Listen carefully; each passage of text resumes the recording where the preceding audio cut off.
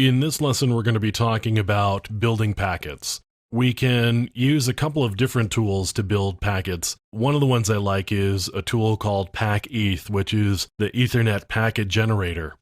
I can have complete control over what my packet looks like. So I can set the link layer, for example, and I could do Ethernet version 2, 802.3, or I could do an 802.1 queue and actually have it attached to a VLAN.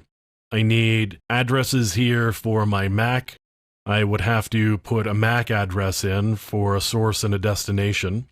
You can see I've actually got complete control over every piece of header. I could say the next layer is IPv4 or IPv6 or an ARP packet, or I could just say I'm going to create my own. So in this case, let's just say it's IPv4, and I could actually change this. So it's not IPv4, I could say it's IPv3, and let's pretend the header is 8 32-bit words long. We're not going to do anything with a type of service.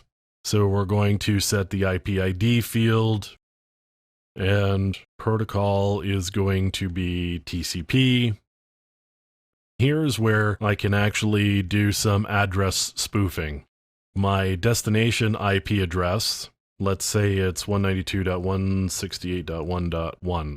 So that's on my local network, but of course I could do this based on any IP address. Let's go back, and I'm going to fill in the hardware address.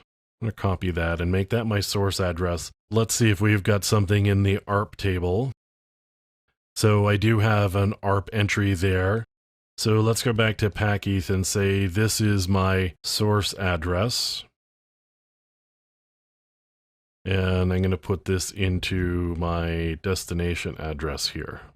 And we're going to go back into PackETH and just paste this in as the destination address. So I've got some information there in my layer 2 header with the MAC addresses. The next header we've said is TCP. So up here we've said TCP, and right here we're going to say TCP. We're going to say a source port of, so a source port of that and a destination port of, let's say 80. And we can actually set a whole bunch of flags here, SYN and FIN. And TCP payload, we're going to say is this. I could actually say, for example, that, a length of that, and I could apply a pattern and actually fill the packet with a particular pattern. So like that, for example. Now I've filled the payload with this pattern, and now what I can do is I can just do a send. In this case, let me just save this because I actually need to run this with administrative privileges.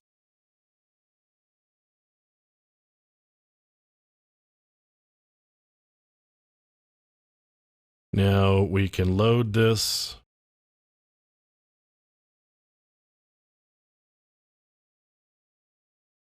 And there it is right there. Now I could do the send, except I need to specify an interface. So that's the interface I'm going to use. Now I can do a send. And of course, we're sending off the packet the way that we had created it.